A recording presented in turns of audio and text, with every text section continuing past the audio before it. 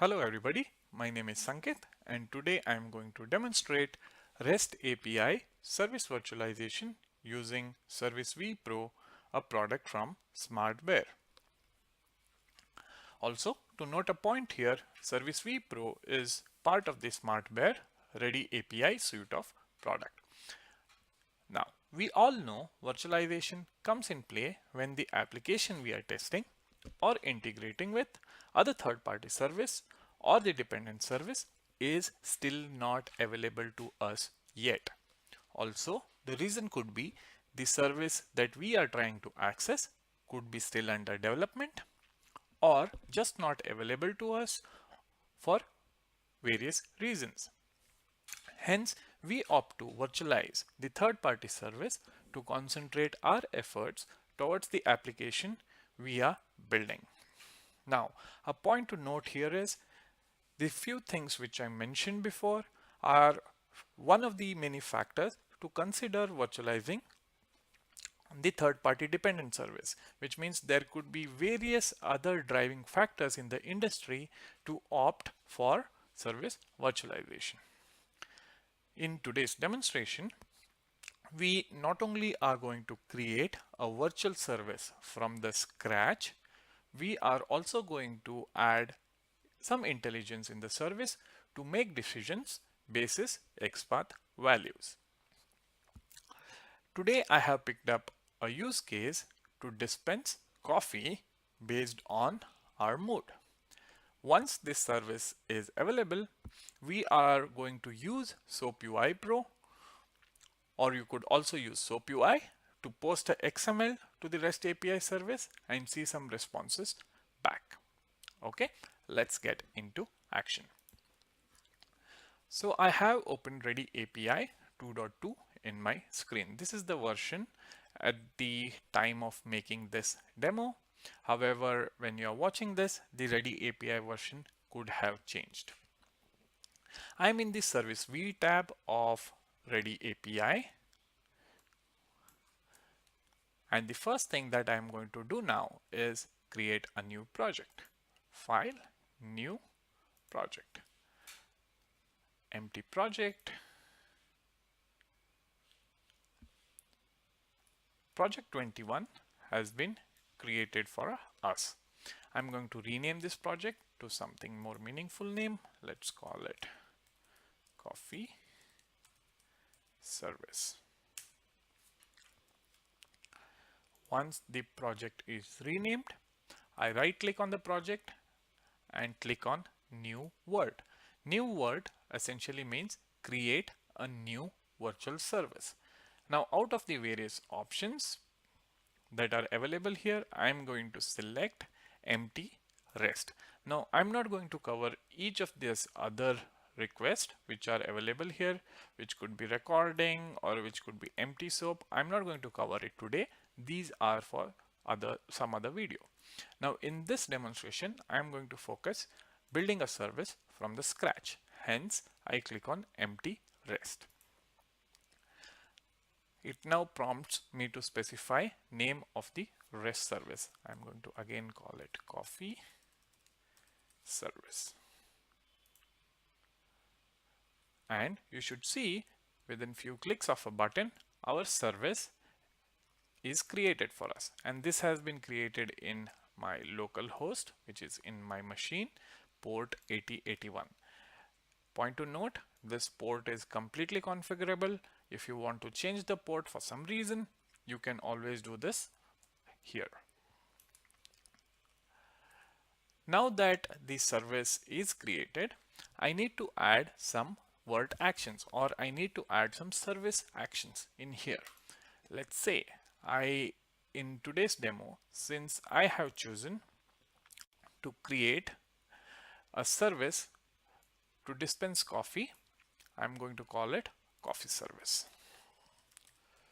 Coffee Service.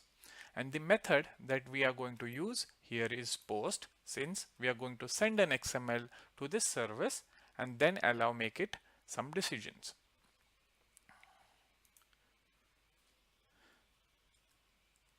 So I have my service which is created. I have a service action which is created. Now I need to add some responses here. Response 1. I'm going to send my first response, let's say filter coffee. So if you guys don't know what filter coffee is, it's a variety of coffee available in mostly in southern India and liked by most of them. I'm going to select filter coffee. The second response that I'm going to add is I want to dispense, say, latte. Now my basic construct of the service is done. I have the service which is available, or rather which is present, which is going to start in localhost 8081. I have the service name to access, or you can call it the vert action, and I have a couple of responses which I have added in here. Now, since we are going to send a XML to the service, it makes sense we change now the dispatch style from sequence to Xpath. This will help us create decisions basis the request that is being sent to the service. So I'm going to add a basic XML construct here in my response. Call it coffee.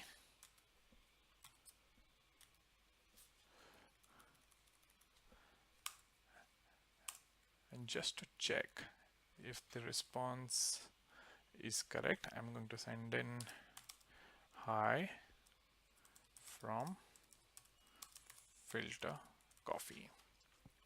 I'm going to do a similar action for latte.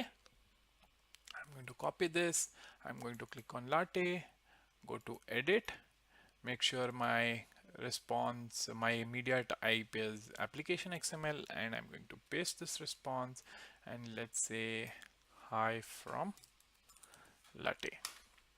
Now, if I start this service and send a request to SoapUI, and through SoapUI to this particular service, I should be able to see some response back. So let me start this service and also create a new project in SoapUI to test this. Oh good, the project is already available for us. I have to just add a test suite, then add a test case, then add the test step. The test step is REST request, and within REST request, post HTTP localhost 8081 is where the service is running, and the service name coffee service. I hope this is correct. Let me just verify it again. Coffee service. Coffee service. That's correct. So now when I submit a response, when I submit a request, I should see some response back. Now this is a random response. There is no decision making ability yet in the service that we have created. However, this seems to be fine. Now, since I mentioned that we are going to not only create a service, also add some decision making abilities basis the kind of request we receive. Now I'm going to create an request XML. Coffee is the main tag. Subtag. Okay, this is JSON. Be sure to change it to type XML. Coffee.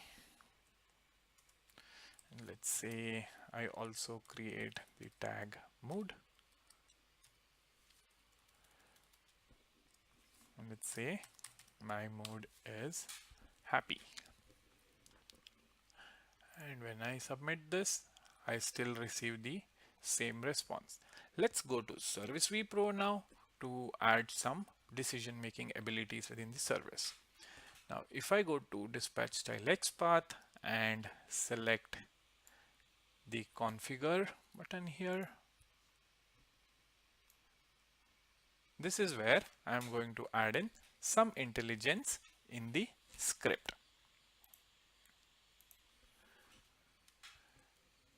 You have a button in here to view the last request that has been sent to this service, and ServiceV Pro can help us fetch the tag or the value from the tag. Now I select this. You can see that this is the last XML that I had sent. Main tag coffee, mood as happy. Now I'm just going to select this. It populates the tag for me. I'm going to select OK. Now I'm not going to change much here. Instead, simply add a decision making statement. If the tag is equal to, say, serious, let's say I'm in some serious work, then I want to send a response as, I want to send filter coffee response. Else I want to send latte as the response. Let me take care of the indentation here. This should be fine. Okay. So I'll just repeat what I have done. I have selected the value. I have selected the XPath. And once I have the XPath, I added a simple statement, which is if XPath value is equal to serious, then send filter coffee, which is this response. Or if my mood is anything else other than serious, I'm going to send latte, which is the response here. Let's also go ahead and make some modifications to the XML here. XML response, coffee, let's say response tag, and can say here is your filter coffee, and let's put in another tag, mood.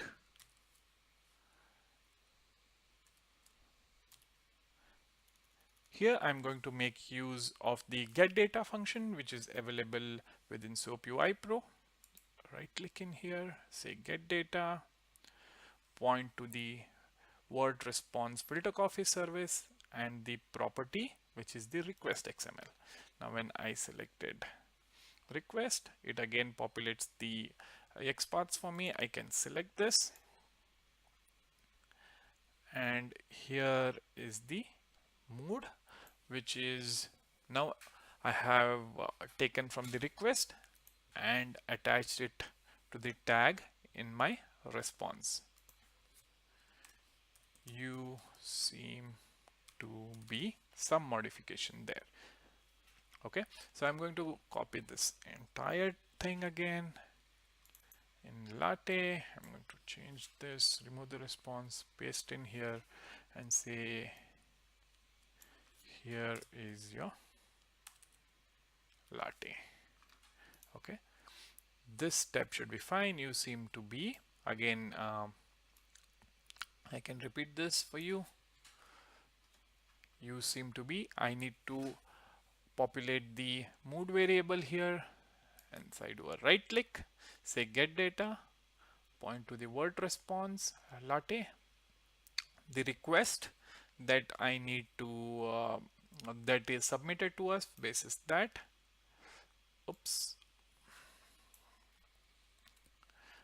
do that again. Right click, say get data,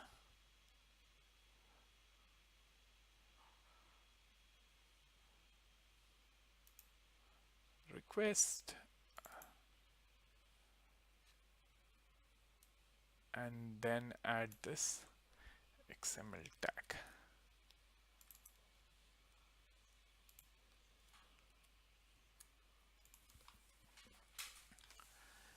Now, when I go back and test this in SoapUI Pro now, let's say my current mood is happy.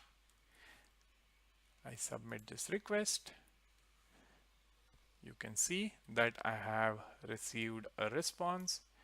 Here is your latte. You seem to be, oops, something not working there. Let me fix that.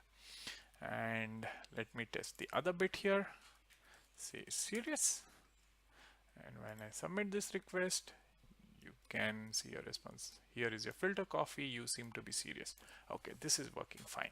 So let us go back and fix when we send our mode some other than serious. It says here is your latte. You seem to be. Let's go ahead and fix that. So in our latte, go back, right click, say get data, property request. It has now populated it for us and the value is available. Great. So I'm sure it should be fixed now. When I go back to SoapUI, submit this request, happy. Here is our response. Here is your latte. You seem to be happy. Let me test it just one more time. Say serious. Submit the request. Here is your filter coffee. You seem to be serious. I'm sure you understood the functionality here. You also understood the responses, how we can tag responses with the data, and most importantly, you now know how to make decisions within your virtual service. So thank you. If you like this video, just put in a comment, or if you have any questions, feel free to comment as well.